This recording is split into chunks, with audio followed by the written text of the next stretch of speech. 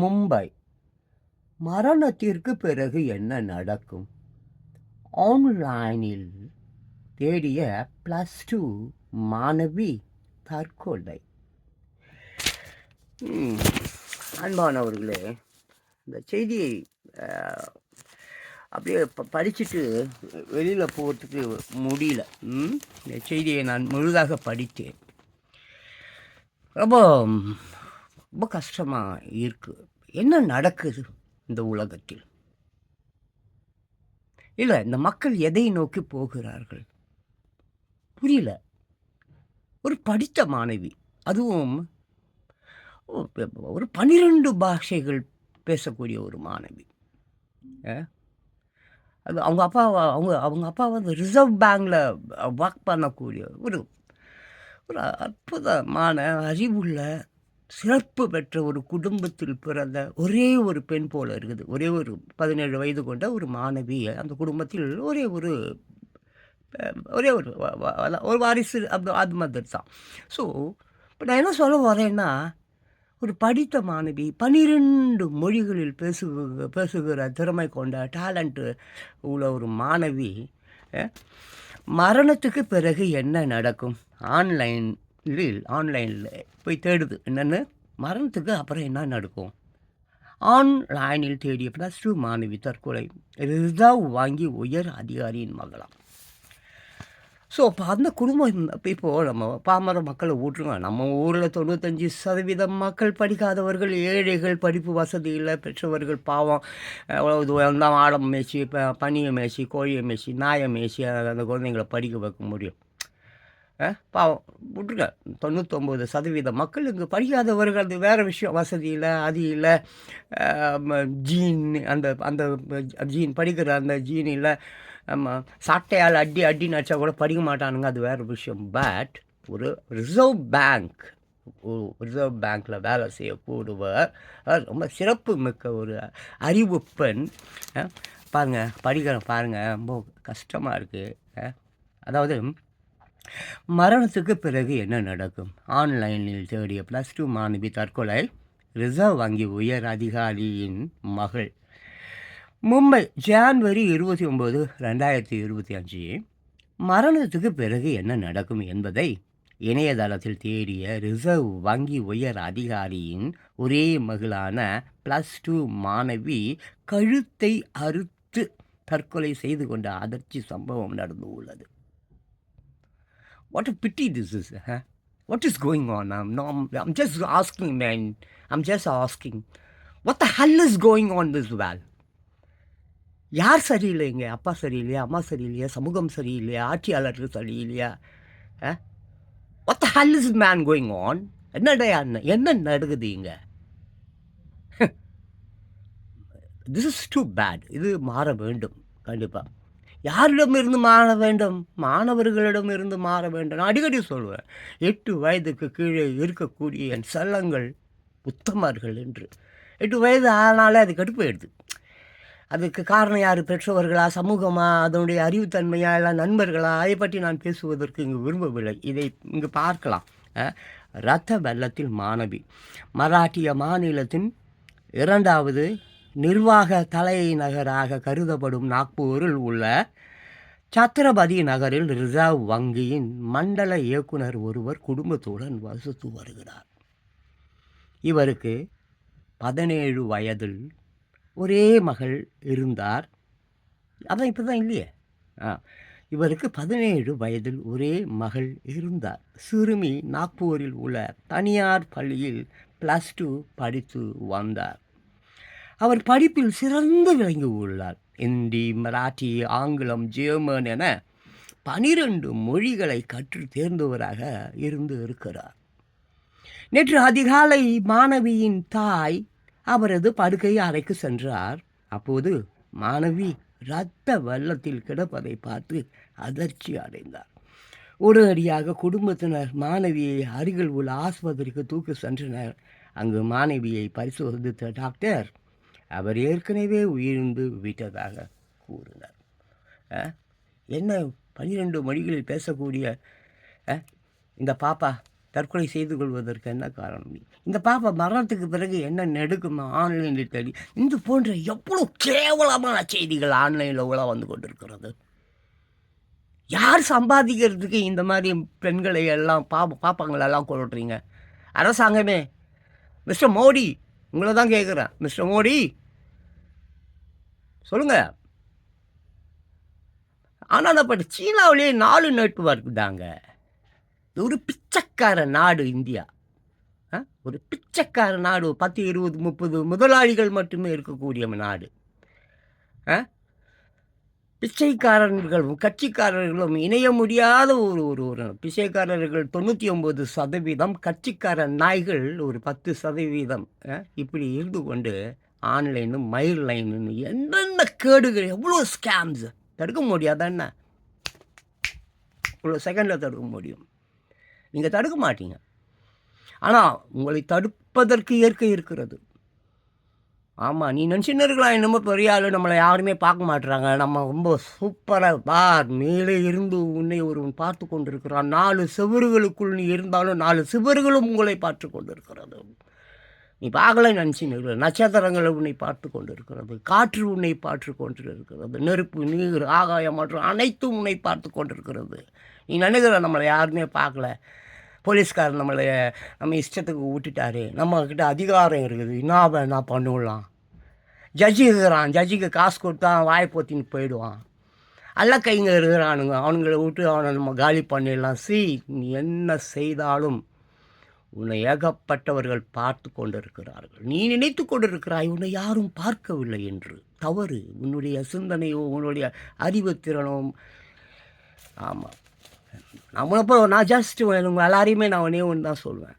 Just like what, இந்த வேங்கை வேலை, இந்த பட்டியல் இனத்தவர்கள் அந்த மலம் கலந்த தண்ணீரை கொடுத்து மயக்க நிலைக்கு போனார்கள் என்று 2.5 வருஷம். அப்படி தான் இங்கே இருக்கிறவங்க அவளாரையும் நான் கவனிக்கிறேன். ஒருவர் முகத்திலும் சிரிப்பு இல்லை. மலம் கலந்த ஒரு தண்ணீரை குடித்து விட்டால் என்ன ஏற்படும்? மயக்கம், தெளிவின்மை, சிரிப்பின்மை, சந்தோஷமின்மை. அப்படித்தான் நான் எல்லோரையும் பார்க்குறேன். நீங்கள் அப்படி தான் இந்த பாப்பாவையும் பார்க்குறேன்.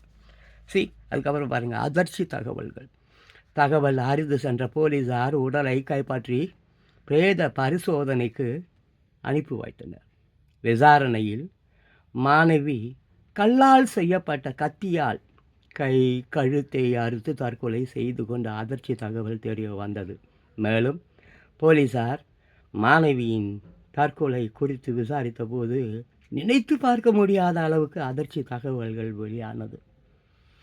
மாணவி படிப்பில் சிறந்து விளங்கிய போதும் ஆன்லைன் விளையாட்டில் ஆர்வமாக இருந்து உள்ளார். மேற்கத்திய கலாச்சாரத்திலும் அதீத ஆர்வம் காட்டி உள்ளார். நாட்கள் செல்ல செல்ல செல்போனில் மூழ்கிய மாணவி ஆன்லைன் விளையாட்டுக்கு அடிமையாகிவிட்டார். வெளிநாட்டு கலாச்சாரம் பற்றியும் ஆன்லைனில் அதிகம் தேடி பார்த்து இருக்கிறார். இதையடுத்து மாணவிக்கு விபரீத சிந்தனைகள் உருவாகின. மரணத்துக்கு பிறகு என்ன நடக்கும் என்பதை தெரிந்து கொள்வதில் மாணவி அதீத ஆர்வம் காட்டினார். இதனை ஆன்லைனில் பார்த்து தெரிந்து கொண்டு இருக்கிறார். எவ்வளோ விஷயங்கள் இருக்குது பார்த்தீங்களா? இந்த பாப்பாவை கெடுத்தது எது?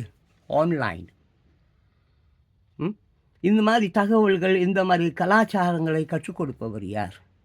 எல்லாம் கமிஷனுக்கு தானே, காசுக்கு தானே, பைசாவுக்கு தானே. ஒரே ஒரு பெண் என்கின்ற அது ஒரு ரிசர்வ் பேங்க், ஒரு ரிசர்வ் பேங்க்கில் வேலை செய்யக்கூடிய அதிகாரியின் மகளுக்கு இந்த கதி என்றால் சொத்துக்கு வழி இல்லாத, சொத்துக்கே வழி கிடையாது. உங்கள் கையில் பார்த்தா 10,000 ரூபா, 12,000 ரூபா, 20,000 ரூபா ஆண்ட்ராய்ட் ஃபோன்ஸ் நான் பார்க்குறேன். எல்லாருக்கிட்டையும் இருக்குது. பிச்சைக்காராச்சின்னு இருக்கிறாயா, பிச்சைக்காராச்சின்னு இருக்கிறான். 1000 ஜென்மங்கள் ஆனாலும் இந்த நாடு இப்படியே தான் இருக்கும். It never get up. இது எந்திரிக்கவே வந்திருக்காது. It won't get up. இது நோ, நெவர், சான்சஸ் கிடையாதுப்பா. வச்சு செஞ்சுட்டான், கொண்டுட்டான். அரசியல்வாதிகளும் சமூகமும் உன் அப்பா ஆத்தாலே உன்னை கொண்டுட்டான். உன் அப்பா ஆத்தா உன்னை கொண்டுட்டான். இனியாவது என்னுடைய இளம் பிள்ளைகளே, செல்லங்களே, 8 வயதுக்கு கீழே இருக்கக்கூடிய உத்தமர்களே, சிந்தியுங்கள். நீ யார்? நீ என்ன செய்கிறாய்? உனக்கு என்ன தேவை? சாப்பாடா, வீடா, தூங்குறதுக்கு வேணுமா? Think about that. அப்படி இல்லைன்னா அது வந்துகிட்டே இருக்குது, நிறைய பேரில் இருக்குது. டெய்லி ஐம் வாட்சிங் இட். ஆமாம், புகழப்ப சி டொனால்டு ஜான் ட்ரம்ப் என்ன பண்ணிட்டார் பாரு. சரி, உங்கள் பாருங்கள், அந்த மாணவி வந்து படிப்பில் சிறந்து விளங்கிய போது ஆன்லைன் விளையாட்டு. யார் ஆன்லைனில் விளையாட சொல்லி எவையா சொன்னான்? நான் உண்மையாகவே விளையாடுறவங்கள எனக்கு பிடிக்காது. பிகாஸ் ஐ டோன்ட் நோ, எனக்குலாம் விளையாட்டு தெரியாது. அந்த கிரிக்கெட்டுன்றான், ஃபுட்பால்ன்றான், ஹாக்கின்றான், என்னென்னமோ விளையாட்டுகள் வந்து சொல்கிறானுங்க. எனக்கு எந்த விளையாட்டுன்னு தெரியாது. 62 வயது தொடங்கிட்டேன். ஸோ பாரு, அதுக்கப்புறம் பாரு, ஆன்லைன் விளையாட்டில் ஆர்வமாக. அப்புறம் மேற்கத்திய கலாச்சாரம். பிச்சைக்கார பசங்க எதுக்கிட்ட மேற்கத்திய கலாச்சாரம்? அவங்க கலாச்சாரம் வேறு, அவங்க சிந்தனை வேறு, அவங்க மக்கள் வேறு, அவங்க உண்ற உணவு வேறு. அங்கே 18 வயது ஆணாக இருந்தாலும் பெண்ணாக இருந்தாலும், போ இனிமேல் நீ உன் வேலையை பார்த்துக்கோ, உன் இஷ்டப்படி வாழ்ந்துக்கோ, உனக்கு எப்படி பிடிக்குமோ படிச்சுக்கோ, பிடிக்கலையே இப்படியே போ. அப்பா அம்மா கட்டுப்பாட்டில் இருந்து அவங்க விட்டுடுவாங்க. அதாவது அவங்களுடைய வாழ்க்கை கலாச்சாரம், அவங்களோட நடை உடை பாவனை ஸ்டைல்கள் எல்லாருமே வேறு. It's very different. அதை போய் நீ பின்பற்றலாமா? ஏன்னா மேற்கத்திய கலாச்சாரத்திலும் அதீத ஆர்வம் காட்டி உள்ளார். அப்புறம் நாட்கள் செல்ல செல்ஃபோனில் மூழ்கி போனார். செல்ஃபோன், நான் ஏற்கனவே பல வீடியோக்களில் சொல்லியிருக்கிறேன். உன் கையிலேயே வெடிகுண்டு இருக்கிறது. உன் உயிரை எந்த நிமிடமும் எடுத்துக்கொள்ளும், அழித்து விடும், கொன்று விடும். அந்த மாதிரி தான் செல்ஃபோன் இல்லாத ஒரு உலகம் இருக்க வேண்டும். அப்படி ஒரு உலகம் மீண்டும் வந்தாலானால் கொஞ்சம் குழந்தைங்க தப்பிக்கும். ஏன்னா உங்கள் குழந்தைங்களுக்கு தயவு செஞ்சு செல்ஃபோன் வாங்கி கொடுக்காதீங்க. அடி குழந்தைங்களை அடி, கையை காலை ஒட்ட. அப்படி நீ செய்யலைன்னா நீங்கள் அப்பா இல்லை. பைபிளில் இயேசுநாதர் சொல்கிறார், தன்னுடைய குடும்பத்தை சரியாக தண்டிக்காத எந்த தகப்பனும் அவன் தலைவன் இல்லை. குடும்பத்தில் இருக்கிறவன் தயா தலைவன், குடும்பத் தலைவன் அவனுக்கு பெயர். ஊரில் இருக்கிற முள்ள மாதிரி முடிச்சு அவுக்கிறவன், திருட்டு பய, கட்சிக்காரன், எவனுமே இங்கு தலைவன் கிடையாதுயா. குடும்பத்தில் இருக்கிறானே ஒரு தகப்பன், அவன்தான் தலைவன். அந்த குடும்பத்தை வழிநடத்தி செல்பவன் குடும்ப தலைவி. ஏண்டா இப்படி அறிவில்லாமல் நாட்டை இல்லை, உலகத்தை இல்லை, இயற்கையும் அழித்து விட்டீர்களே, நயவஞ்சகர்களே, துரோகிகளே. பாரு, ஒரு பாப்பா செப்பு வச்சுப்போ. யாருடைய கவனக்குறைவு? பெற்றவர்களின் கவனக்குறைவு. சமுதாயம் எல்லாம் சொல்லாத, அதெல்லாம் அடுத்த கட்டம். அரசியல்லாம் பேசாத, அதெல்லாம் அடுத்த கட்டம். முதல் கட்டம் என்பது யார்? மாதா பிதா குரு தெய்வம். எல்லாவற்றையும் இழந்து தவிக்கிற அந்த பாவம் அந்த தகப்பனாருக்கு நானும் அப்படி தான் என்னுடைய ஒரே மகனை இழந்திருக்கிறேன். குறிப்பாக இருக்கத்தில் என் மகன், ஒரே மகன், அவன் பேர் மைக்கேல் ஜாக்சன். ஸோ அங்கே இருக்குது.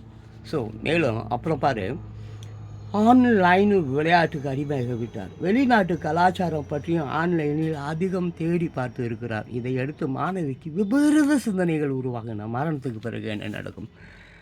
மரணத்துக்கு அப்புறம் நடந்தானா நடுக்கமாக போனான்னா, why should you want to think about that? சொல்லு. மரணத்துக்கு அப்புறம் என்ன நடக்கும்? நீ என்ன புடுங்க போகிற? அதை பார்த்து நீ இருக்கும்போதே ஒரு மயிரையும் புடுங்கலை, செத்ததுக்கு அப்புறம் என்ன நக்க போகிற? சொல்லு. அதை போய் ஏன் பார்க்க வேண்டும்? அப்படிப்பட்ட எவ்வளோ கேவலமான மேன் இந்த சேனல்ஸில், சோஷியல் மீடியாவில் கண்ட கருமங்கள், கண்ட எவ்வளோ நான் பார்க்கிறேன். அதெல்லாம் பார்க்கும்போது வேதனைப்படுவேன். இதையெல்லாம் பார்க்கக்கூடிய இந்த குழந்தைகள் நிலை என்ன ஆகும் என்று. தயவு செஞ்சு பெற்றோர்களே, உங்கள் குழந்தைகளிடம் இருக்கும், அதுக்கு மேலே உங்களுக்கு அக்கறை இருக்குதுன்னா, ஆமாம், அந்த உலகிலேயே உயர்ந்த செல்வம் எதுவென்றால் கல்வி கூட அல்ல, நீ பெற்றையே உன்னுடைய குழந்தைகள். அதுதான். அதுங்க கெட்டுடக்கூடாது சொல்லலாம். அவங்க கையில் இருக்கிற செல்ஃபோன், கேர்ள்ஃபோன், அந்த மோட்டர் சைக்கிள் எல்லாத்தையும் வாங்கி உடச்சி தூர கைலாங்கலத்துக்கு போடு. அப்படி இருந்தால் ஒரு வேலை நீ பண்ண பாவம், அயோக்கியத்தனம், பெற்றவர்கள் செய்த பாவம் பிள்ளைகளை சேரும். இன்றைக்கி குழந்தைங்கள்லாம் நிறைய பேர் சாவறதுக்கு காரணமே அதுதான். ஒரு பாப்பா வயிற்றுக்குள்ளேயே செத்து போகுது, கர்ப்பத்திலே செத்து போகுது. ஏன்னா நீ பண்ண பாவம். புரியுதா? ஒரு குழந்தை வயிற்றுக்குள்ளேயே சாகணும். சொல்லு. இப்போ அமெரிக்காவில் வந்து February 20 மேலே அந்த அந்த பிறப்புரிமை இருக்காதுன்ட்டு 6 மாதம் 7 மாதம் இருக்கிறவங்களாம் அங்கே போய் ஆஸ்பத்திரியில் ஹாஸ்பிட்டலில் அதில் நிரம்பி கிடக்குதாங்க 50 மாகாணத்துலையும் ஆப்ரேஷன் பண்ணு என்னையா கேவலமான ஒரு மக்கள் நீங்கள். சி இப்படிப்பட்ட மக்களை நினைக்கும் போது மனசு வேதனை மட்டும் அல்ல, ஏன்டா நம்ம இப்படிப்பட்ட ஒரு உலகில் பிறந்தோம் என்று வலிக்கிறது. ஆமாம், இந்த பொல்லாத உலகத்திலே ஏன் என்னை படைத்தாய் இறைவா, அப்படி தான் பாட தோணுது. ரொம்ப கஷ்டமாக இருக்குது. தென் அப்புறம் பாருங்கள், கற்கால கத்தியம் ஏன் வீட்டில் எவ்வளோ கத்தி இருக்குது, கற்கால கத்தியை போய் ஆன்லைனில் பாரு இவ்வளோ அந்த பாப்பாவுடைய மைண்டை இவ்வளோ வந்து இந்த சோஷியல் மீடியாக்கள் கெடுத்து வைத்திருக்கிறது. அப்போது ஆமாம், சமீபத்தில் அவர் ஆன்லைனில் கற்காலத்தில் மனிதர்கள் வேட்டையாட பயன்படுத்தும் கல்லால் செய்யப்பட்ட கத்தியை ஆர்டர் செய்தார். அந்த கத்தியால் தான் அவர் தற்கொலை செய்து உள்ளார். மாணவி கத்தியை பயன்படுத்தி கையின் மணிக்கட்டு பகுதியில் 5 முறை அறுத்து உள்ளார். இறுதியில் அவர் கழுத்தை அறுத்து தற்கொலை செய்தது தெரிய வந்து உள்ளது. எவ்வளோ பெரிய கொடுமை! மகாட். மரணத்துக்கு பிறகு என்ன நடக்கும் என +2 மாணவி ஒருவர் ஆன்லைனில் தேடி பார்த்து தற்கொலை செய்து கொண்டு சம்பவம் பெரும் அதிர்ச்சியை ஏற்படுத்தி உள்ளது. ஒரே மகளை இழந்த மாணவியின் பெற்றோர் மீள முடியாத துயரத்திற்கு தள்ளப்பட்டு உள்ளனர். இந்த சம்பவம் குறித்து நாக்பூர் தண்டோலி போலீசார் வழக்கு பதிவு செய்து விசாரணை நடத்தி வருகின்றனர். ஜேர்மன் மொழியில் 4 பக்க கடிதம். தற்கொலை செய்து கொண்ட +2 மாணவியின் வீட்டில் இருந்து ஜேர்மன் மொழியில் எழுதப்பட்ட தற்கொலை கடிதத்தை போலீசார் கைப்பற்றி உள்ளனர். அந்த கடிதம் 4 பக்கத்தில் எழுதப்பட்டுள்ளது. அதில் மரணம் மீதான ஈர்ப்பு, வெளிநாட்டு சித்தாந்தம், நாசிசம், ரஷ்ய கலாச்சாரம், மெட்டாபிசிக்ஸ் பற்றி மாணவி குறிப்பிட்டு இருந்ததாக கூறப்படுகிறது. தயவு செஞ்சு பெற்றோர்களே, தயவு செஞ்சு பெற்றவங்களே, உலகத்தில் தப்பா நீ சேர்த்து வைத்திருக்கிற எதுவும் கூட வரப்போகிறது இல்லை. நீ ஆமாம், தயவு செஞ்சு இந்த மாதிரி கேவலமான விஷயங்களிலிருந்து உங்கள் பிள்ளைங்களை காப்பாற்ற வேண்டும் என்றால் உங்கள் வீட்டில் டிவி கூட வச்சுருக்காத. டிவியினும் சீரியல் பார்க்குறது, மயிரை பிடுங்கிறது, சினிமா பார்க்குறது, இந்த மாதிரி செயல்களில் நீ போயிட்டே இருப்பேன்னா டெஃபினட்லி ஐ ஆம் டெல்லிங், இந்த 2025க்குள் உலகத்தில் எதுவுமே இல்லாமல் போய்விடும். எதுவுமே இல்லாமல் போய்விடும். உலகை சுற்றி பார், உலகத்தில் எவ்வளோ விஷயங்கள் நடக்கிறது என்பதை பார். தயவு செஞ்சு எனக்கு இதை நான் படிக்கக்கூடாதான் நினச்சேன், பட் என்னமோ தெரியல, வேதனை தந்தது. ஆமாம், மரணத்துக்கு பிறகு என்ன நடக்கும், மரணத்துக்கு பிறகு என்ன நடக்கும் ஆன்லைனில். ஆமாம், மரணத்துக்கு பிறகு என்ன நடக்கும் ஆன்லைனில் தேடிய +2 மாணவி தற்கொலை, ரிசர்வ் வங்கி உயர் அதிகாரியின் மகள். ஓகே.